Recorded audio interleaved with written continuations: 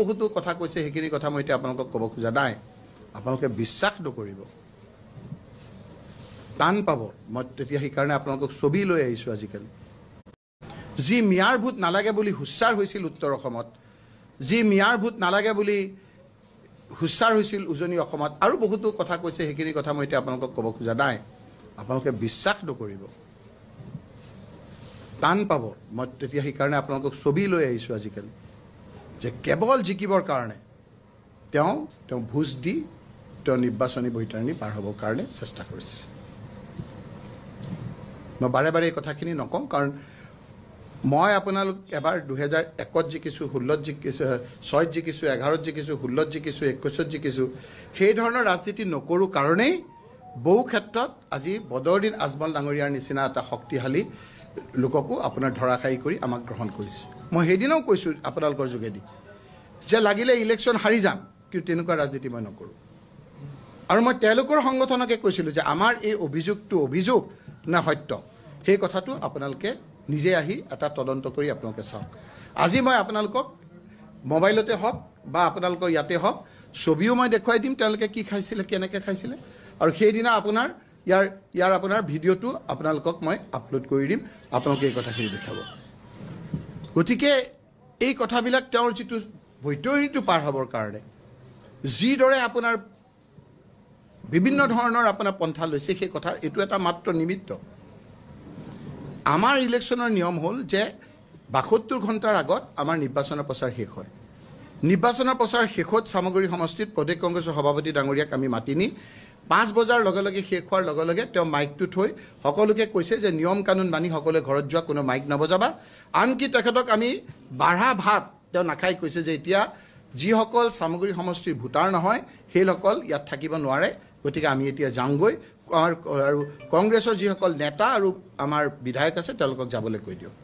সেইমতে আমি গুচি গ'লোঁ। পৰৱৰ্তী সময়ত ৰিপক শৰ্মা, আমাৰ এজন চালফা, আমাৰ সুৰেশ বৰা, আমাৰ জিতু গোস্বামী, তেওঁলোকে কেনেকৈ দলবদ্ধভাৱে আপোনাৰ ৰেগিং কৰিলে সেই কথাখিনি মই আপোনালোকক আজিৰ বিষয়বস্তু নহয়, সেইবিলাক আমি ইলেকশ্যন কমিশ্যনাৰক দিছোঁ। কিন্তু 2টা বজাত, যিদিনা ইলেকশ্যন ৰাতি 2টা বজাত মুখ্যমন্ত্ৰী ডাঙৰীয়াই এই মিয়া বুলি কোৱা লোকসকলৰ বোৰখা পিন্ধা বহুত মানুহক সেইদিনা মাজুলী বুলি এটুকুৰ জেগাত জইন কৰাইছে। জইন কৰাই তেওঁ কৈছে যে আপোনালোকে এইখিনি কৰক, কৰি পেলাই আহক, আপোনালোকৰ তাত মই দাৱাত খাম। দাৱাত শব্দটো মই যেতিয়া কৈছোঁ নহয়, দাৱাত শব্দটো উলিয়াই দিয়া, দাৱাত খাম। মই দাৱাত শব্দটো যেতিয়া মই আমাৰ সভাপতিক ক'লোঁ, দাৱাত মানে কি? দাৱাত আমাৰ সাধাৰণতে মানুহে বুজি নাপায়। দাৱাতটো বুজি পায় মৌলবী লোকসকলে, কথাটো বুজিছে? মৌলবী লোকসকলে দাৱাতটো বুজি পায়। কথাটো বুজি পাইছেনে? কিছুমান শব্দ মই নকওঁ মোৰ মুখেৰে। গতিকে তেওঁ দাৱাত খাবলৈ আহিব, তেওঁ মুখেৰে কৈছে আপোনালোকে মাতক মই দাৱাত খাবলৈ আহিম। গতিকে সেই পৰ্যায়লৈ গৈ আজি ইলেকশ্যনৰ বৈতৰণি পাৰ হ'ব গৈছে, তাকো এবছৰীয়া এটা টাৰ্মৰ কাৰণে তেওঁ এইখিনি কৰিবৰ কাৰণে গৈছে। গতিকে আপোনালোকক আমি আজি বেলেগ কথা আপোনালোকে যদি সোধে, আমি সেইখিনি কথা ডাইভাৰ্ট আজি নকৰোঁ, কাৰণ তেওঁক মোৰ আকৌ এটা টিভিলৈ বৰ মৰম, তেওঁলোকে আকৌ ডাইভাৰ্ট কৰাৰ কাৰণেও চেষ্টা কৰিব আমি। গতিকে মই আপোনালোকক এইখিনি কথাকে কৈছোঁ যে তেখেতে নিৰ্বাচনী বৈতৰণি পাৰ হ'বৰ কাৰণে যি ধৰণেৰে তেওঁলোকে কৰিছে, এই কথাখিনি কিহৰ কাৰণে কৰিছে জানে? যেতিয়া মুখ্যমন্ত্ৰী হৈ থাকে, আমাৰো চৰকাৰ আছিল নহয়, বহু কথা জনা যায় ইণ্টেলিজেন্সৰ যোগেদি। মুখ্যমন্ত্ৰী ডাঙৰীয়াই গম পাইছে যে এইবাৰ বিভিন্ন কাৰণত মৰাণ মটক মানুহখিনি তেওঁৰ ওপৰত ক্ষোভিত হৈ আছে। তেওঁ গম পাইছে যে আহোম সম্প্ৰদায়ৰ লোকসকল তেওঁৰ ওপৰত ক্ষোভিত হৈ আছে। তেওঁ গম পাইছে যে কোচ ৰাজবংশী নামনি উজনিৰ লোকসকলে তেওঁ ক্ষোভিত হৈ আছে। তেওঁ গম পাইছে যে চুতীয়া সম্প্ৰদায়ৰ এটা সংৰক্ষণৰ নহ'লেও এটা ছিট আছিলে, সেই ছিটটো বিভিন্ন কাৰণত তাৰ পৰা আঁতৰি যোৱাৰ কাৰণে চুতীয়া সম্প্ৰদায়ৰ লোকসকল তেওঁলোকৰ ক্ষোভিত হৈ আছে। বৰাক বেলিত ছিট কমি যোৱাৰ কাৰণে বঙালী হিন্দু মানুহখিনি যে তেওঁৰ ওপৰত ক্ষোভিত হৈ আছে, তাৰ প্ৰতিফলন এই ধলাই উপ নিৰ্বাচনত দেখা গৈছে। যেতিয়া ইণ্টেলিজেন্সৰ যোগেদি যেতিয়া এই কথাখিনি তেওঁ গম পালে, এতিয়া তেওঁক লগা হৈছে মিয়া। মই আপোনালোকক মনত পেলাই দিব খুজিছোঁ, যেতিয়া নীতি আদৰ্শৰ পৰা ফালৰি কাটে, আমাৰ নীতি আদৰ্শ আমি ধৰ্ম নিৰপেক্ষ, আমি কেতিয়াও এক্সট্ৰিম আমি ৰাজনীতি নকৰোঁ নীতি। কাৰণ আমাৰ নেতাসকলে, আমাৰ যিসকল পূৰ্বৰ নেতাসকল আছিল, নিজৰ আত্মীয় স্বজনক ঘৰত যাব দিয়া নাছিল, তথাপিও নীতি আদৰ্শৰ পৰা আঁতৰি যোৱা নাছিল। নীতি আদৰ্শৰ পৰা আমাৰ কেতিয়াও আমাৰ বিচলিত নহয়।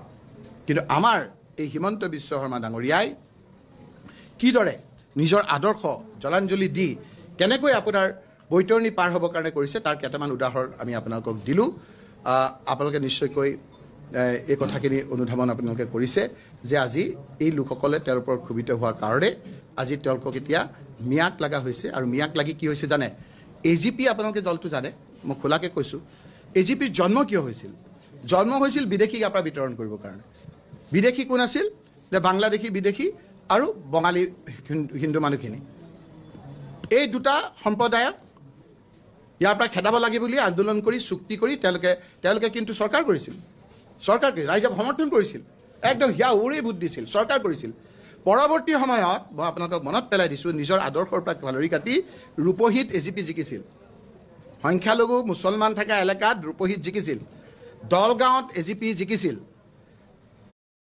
ওয়াও এক্সটেরিয়র পেইন্ট না কোন পেইন্ট নতুন বিড়লা ওপাস আরে প্রতিবারেরটাই লাগানো উচিত ছিল না আরে নতুন বিড়লা ওপাস পেইন্টস দেওয়ালকে চড়া রোদ্দুর ও ধুলোবালি থেকে বছরের পর বছর বাঁচায় বাবু মশাই প্রতিবারেরটাই লাগানো উচিত ছিল প্রতিবারেরটাই নতুন বিড়লা ওপাস পেইন্টস দেয় টানা 16 বছর পর্যন্ত ওয়ারেন্টি ওনাকে যুগের পেছনেই থাকতে দিন আপনি বেছে নিন নতুন বিড়লা ওপাস পেইন্টস ধুবুৰী সমষ্টিৰ এটাত AGP জিকিছিল বৰাক ভেলীৰ এজন মুছলমান লোকক একে ডাঙৰ নেতা পাতি AGP জিকিছিল পৰৱৰ্তী সময়ত AGP ধূলিহাত হৈ গৈছিল সকলো মানুহে তেখেতসকলক নাকচ কৰিছিল নীতি আদৰ্শৰ পৰা ফালৰি অহাৰ কাৰণে এইবাৰ হিমন্ত বিশ্ব শৰ্মাৰ একে ৰূপ হ'ব তাৰ কাৰণে BJP ডুবিব ধূলিহাত হ'ব কাৰণ তেওঁৰ মুখতো একে ভাষা তেওঁ বোলে এইবাৰ চামগুৰিত জিকিব এইবাৰ তেওঁ ৰূপহীত জিকিব এইবাৰ তেওঁ 100%ৰ 90% টকা ঢিঙত জিকিব লাহৰীঘাটত জিকিব কাৰণ তেওঁ ধেমাজিত হাৰিব তেওঁ ৰঙানদীত হাৰিব তেওঁ লখিমপুৰ হাৰিব তেওঁ ডিব্ৰুগড় হাৰিব তেওঁ চাবুৱা হাৰিব তেওঁ গোলাঘাট হাৰিব ধলাই হাৰিব শিলচৰ হাৰিব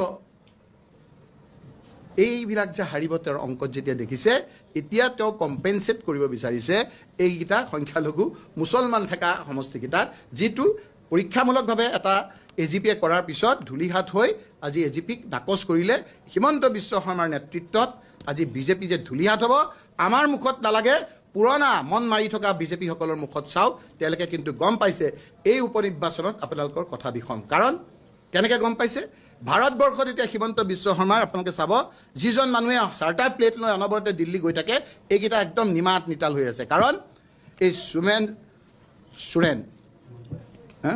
হেমন্ত সোৰেন আমাৰ মুখ্যমন্ত্ৰী এজন দলিত লোকক জেললৈ নি যিদৰে অপদস্থ কৰিলে ইলেকশ্যনৰ সময়ত যিদৰে হস্তীয়া কথা কৈ সেই মানুহজনৰ মুখখন দেখিলে আপোনালোকে দেখিছে তেওঁলোকক যে অপমান কৰিছিল আজি ভাৰতবৰ্ষৰ BJPসকলৰ মুখত হ'ল যে হেমন্ত সোৰেন আৰু হিমন্ত বিশ্ব শৰ্মা সেই দুজনৰ ছবি লৈ পেলাই BJP আৰু কংগ্ৰেছ আৰু আমাৰ এলায়েন্স পাৰ্টিয়ে আমি ঝাৰখণ্ডত গৈছিলোঁ সম্পূৰ্ণৰূপে সেই ঝাৰখণ্ড দলিত সেই ঝাৰখণ্ডৰ আপোনাৰ আদিবাসী লোকজনক অপমান কৰাৰ কাৰণে সম্পূৰ্ণৰূপে যিটো নাকচ কৰিলে সেইখনৰ কাৰণে আজি হিমন্ত বিশ্ব শৰ্মা আজি অলপ ডিফেন্সিভ হৈছে তেওঁ আজি ভাৰতবৰ্ষৰ বাকী ষ্টেটলৈ নোযোৱা হৈছে আৰু এইকেইটা জিকাটোকে তেওঁ অকণমান জীয়াই ৰাখিবলৈ বিচাৰিছে যিটো ধলাইত আপোনাৰ তেওঁলোকে প্ৰায় হাৰু অৱস্থা উপনিৰ্বাচনত সদায় ৰুলিং পাৰ্টি জিকে সেইটো ইয়াৰ কথা নহয় হিমাচল প্ৰদেশত আমি MP চব হাৰিছোঁ কিন্তু MLA চব জিকিছোঁ সেইটো ইমান ডাঙৰ 1 বছৰীয়া আৰু আমাৰো এটা ভাল আমি স্বীকাৰ কৰিছোঁ যে এবছৰ আমাৰ এবাৰ ধাক্কা খোৱাটো ভাল আমিও যদি অলপ স্পীডত দৌৰিছিলোঁ এই শিক্ষাটোৱে আমাক আগন্তুক দিনত আৰু এই ধেমাজি লখিমপুৰত মই আজি আকৌ কৈছোঁ আপোনালোকৰ যিসকল অলপ পুৰণা সাংবাদিক আছে আপোনালোকে চাব যেতিয়া মই কাৰ নাম ল'ব খোজা নাই তেওঁ নাই আজি যেতিয়া কংগ্ৰেছ ঘৰৰ পৰা ওলাই আহিবলৈ ভয় খাইছিল সেই সময়ত ধেমাজি এই ৰঙানদীৰ পৰা কংগ্ৰেছে ৰাজপথলৈ আহিছিল তেতিয়া গুমেশ্বৰ পেগুৰ ল'ৰাই আমাৰ সুশীল পেগুহঁত আছিলে সেই তেতিয়া ওলাইছিলোঁ আপোনাৰ সাংবাদিকৰ পৰা আদি কৰি বিভিন্নজনে আপোনাৰ চাইছিল যে কংগ্ৰেছ ৰাজপথলৈ আহিলে কাৰণ মানুহৰ মনত তেতিয়া খুব আছিল আজিৰ দৰে আপোনাৰ মূল্য বৃদ্ধি হৈছিল আজিৰ তাৰিখত আপুনি কওকচোন আজি মুখ্যমন্ত্ৰী ডাঙৰীয়াই আজিৰ তাৰিখত আকৌ 900 কোটি টকা ধাৰ লৈছে আজিৰ তাৰিখত মানুহৰ হাহাকাৰ অৱস্থা হৈছে সেই কথাবিলাক আজি ফালৰি কাটিবৰ কাৰণে এই ধৰণৰ কথাবিলাক কৰিছে আজি হিমন্ত মই ভূপেন বৰা ডাঙৰীয়াক ধন্যবাদ জনাম যে আপোনালোকক আজি এইখিনি সম্বোধন কৰিবলৈ দিছে এই যিটো এক্সট্ৰিম ৰাজনীতি কৰি গোটেই আকাশ বতাহ আমাৰ যেতিয়া আপোনাৰ প্ৰদূষিত কৰিছে তাৰ প্ৰত্যুত্তৰ আজি আমি ইয়াতে নহয় অহাকালি আমি আজি গৈ ধেমাজি যাম তাৰপিছত ডিব্ৰুগড় যাম শিৱসাগৰ যাম নামনি যাম, উজনি যাম, বৰাক ভেলী যাম, আমাৰ প্ৰদেশ কংগ্ৰেছৰ সভাপতি ডাঙৰীয়াই বিভিন্নজনৰ যোগেদি এই কথাখিনি ৰাইজৰ ওচৰত দাঙি ধৰিব।